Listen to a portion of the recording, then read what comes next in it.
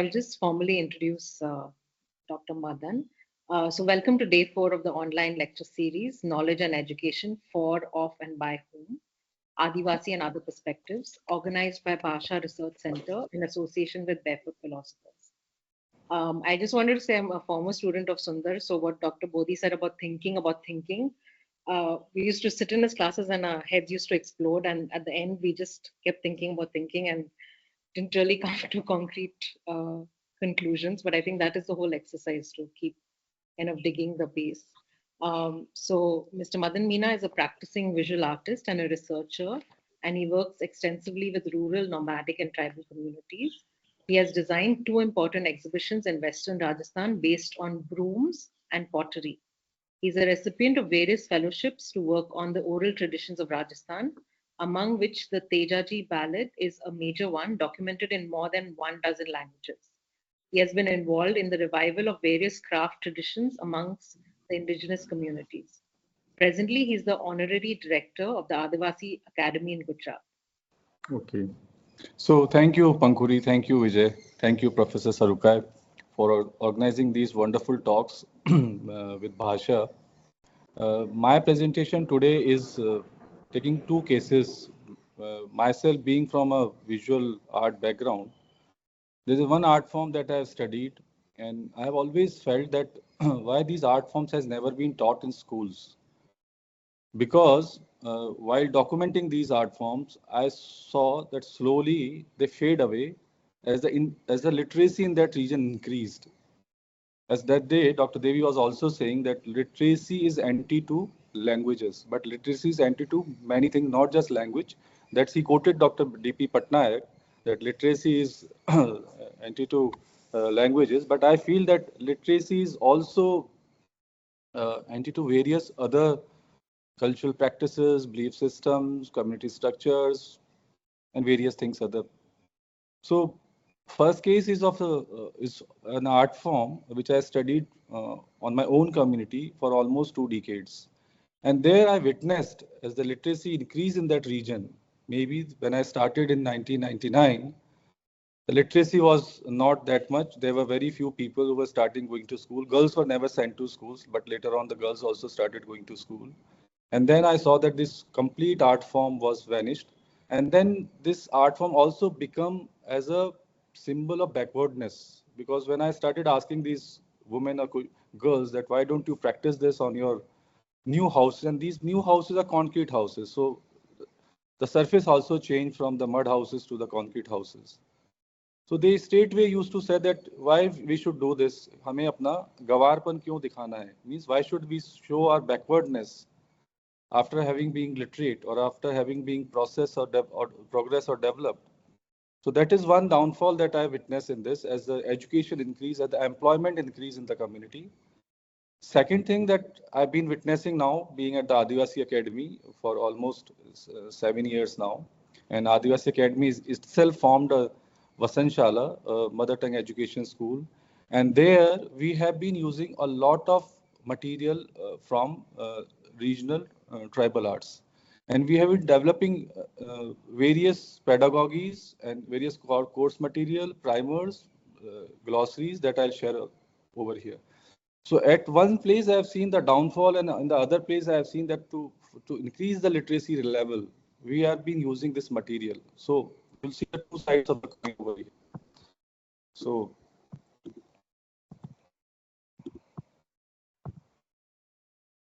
So visual knowledge and education, and I was listening to Professor Sarukai, and he has talked about various models of education, various ways of education. And over here, I'm just coming down to the visual knowledge and education and how we can develop pedagogies from the traditional ways of learning. So I'm coming to this first picture that dates back to 12,000 BC. And as you know, everyone know that pictorial expressions develop before speech. The speech among the humans developed later. But if you go back to the Paleolithic age, millions of years ago, then we find pictures, and later on, slowly, the speech must have developed. So the initial mode of expression were these pictures. This is from a place which is nearby to our Adivasi Academy in Chotadapur of Gujarat. And this has been dated to 12,000 BC, a rock painting in the Kovraj Hills there. It is just near to the academy campus. Now, what I was talking about is this particular art tradition, which I started documenting in 1999 because it belonged to my own community, and in my own family, I had seen that as my parents got educated, the mud house was replaced by a concrete house, and later on, the paintings has completely vanished from my village, and I was witnessing similar things in other villages also. So I started with the most remotest of the villages where this art was still being practiced. So this is a Meena tribe from Rajasthan, which is the second largest tribal group in Rajasthan. And the villages are all around a region which is around Savai Madhopur, Tonk, Dausa. This you can say the east of Rajasthan. And we have talked about cohesive learning. So this is, you can see over here how the cohesive learning has happened, how the daughters has learned from their mothers. And this art form has been specific to girls only so far. So the girls has been learning from their mothers. The mothers would do a major structure of the drawing, and then the girls will just fill up the space. And in that process, they would learn the whole art form, and then they would also paint independently. But since they are young, they have not become much expert in doing these drawings. What they would do, they will just go to the backyard of the house. On the back wall, they would try their hands. So you can see in the picture at the bottom, on the right hand side, the mother is doing the drawing and the girl is just filling in the colors. And this is how the cohesive learning, how the learning from mother to daughter takes place. And we also recognize that mothers are the first teachers. So this is very much reflected over here, how the daughter is learning from her mother. Now you'll see this very imaginary picture, like how they would imagine things in their pictures without writing, suppose. Or they have their language, definitely. In language they can express, but this is one character which is written Habu. Now, Habu is some ghostly image, and children are generally asked to sleep, otherwise the ghost will come. So, or the Habu will come. So, how a child has imagined a Habu?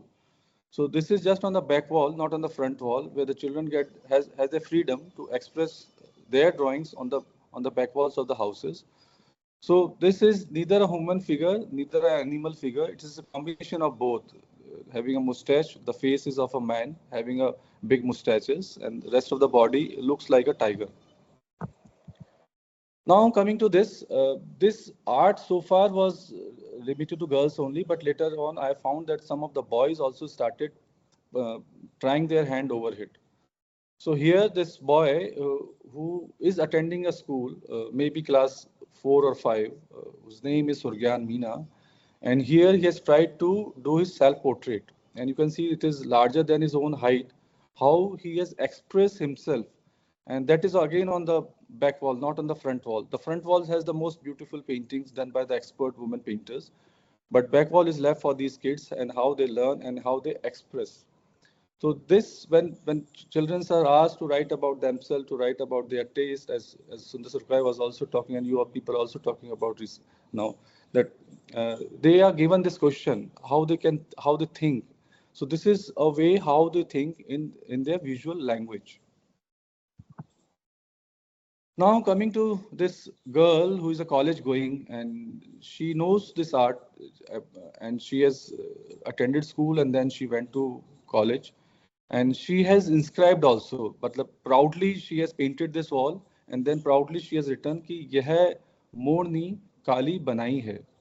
So this is where you find a dominant language taking over the indigenous language, because the girl is now literate. She is going to a school where the medium of instruction or the classroom language is Hindi. If she would have used her own language, then the wordings would have been like this. I would say those wording. या मोड़ी मुकाड़ी ने बढ़ाई छे. This would have been the actual language if she has written this in a language which is Nagarchali. The region is Nagarchal. If she had used her own language, but but she has a complexity towards her own language, and then to feature herself, to feature her proud in doing these paintings, she has used the language Hindi over here. So this is how the dominant language takes over the indigenous languages, and this is happening now everywhere. We have also discussed in these talks about the English professional languages and English languages also. Some of the schools has been started for that also. So the aspirations, these are aspirational languages, these are professional languages also. So this is how you see a takeover of language and the power of text. We talked about the power of text also. So this is how the power of text takes over the visual language of expression. And then you see an end. This is literally, I have seen this end in these villages where total textual literacy has taken over this visual literacy or the visual heritage that the community has, that how the community has been identified through this particular art form. It's just not the identity actually, it has been their language actually. So we do not talk much about the visual languages, but visual languages has much more than the speech languages. Now realizing this, some of the people has realized that we are losing our indigenous art traditions, but they just describe them as a form of paintings actually. I never consider them to be just a form of paintings like Gaunt painting or Pitora painting or Madhubani painting. They are much more beyond that actually. We have reduced their understanding actually, and we the people from the mainstream backgrounds coming, we have reduced their expressions. And then you see over here that though they have tried to use these pictorial forms, these visual art form, but only to substantiate the text. It is not that the text is substantiated in the pictures. It is more like, because first we write the script, first we write the text, and then we get the illustrations done. It is the other way around. Otherwise, it should have been like this, that the artist would have been asked to draw his or her inspirations, draw their own stories, and then those could be put into any text, into any language, using any script. But this has been not so. I've not seen any publication houses using that particular method.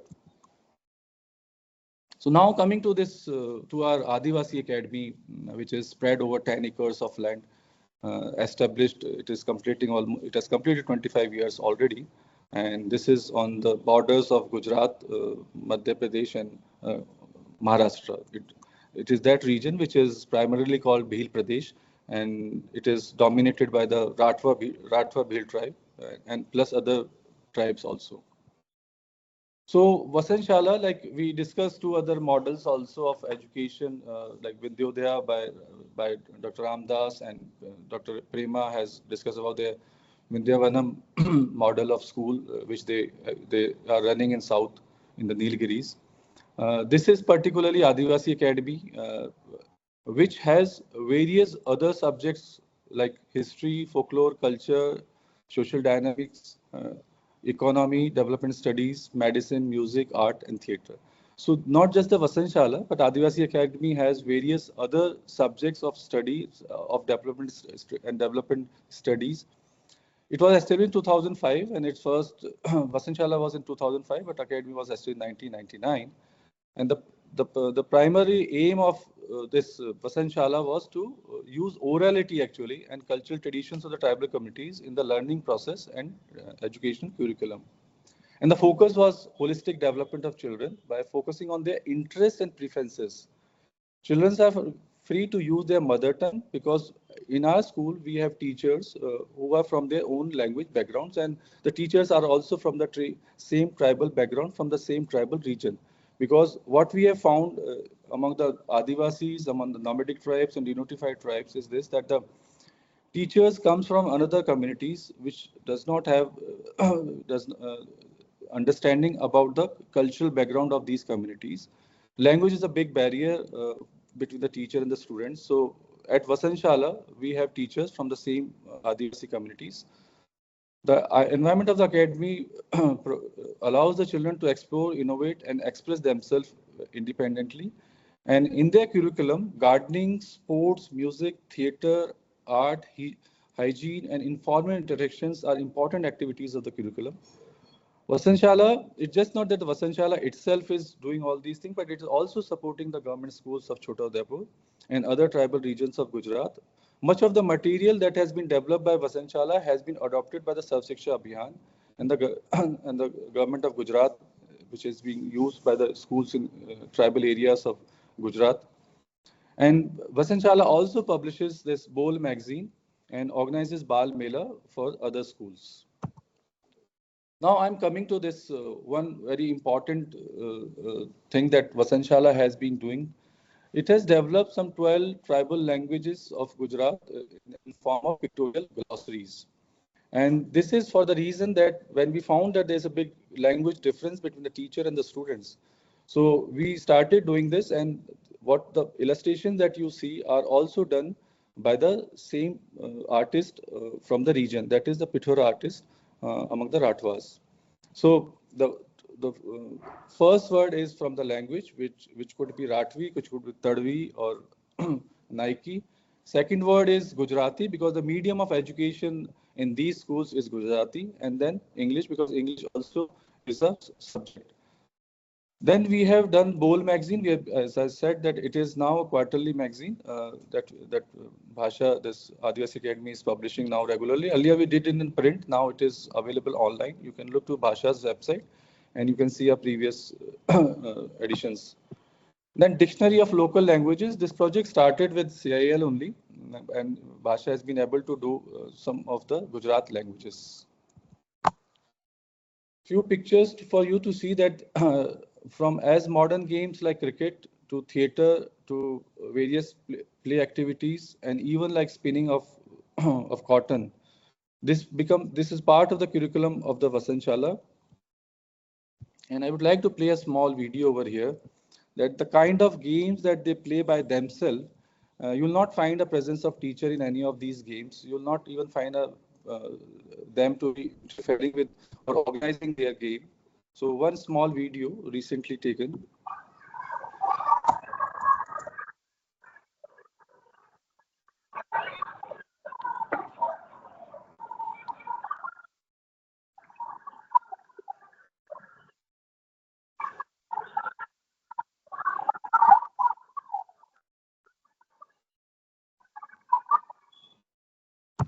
There's one after this another video, very interesting game that they are playing of a Wag and Bakri, a tiger and a goat.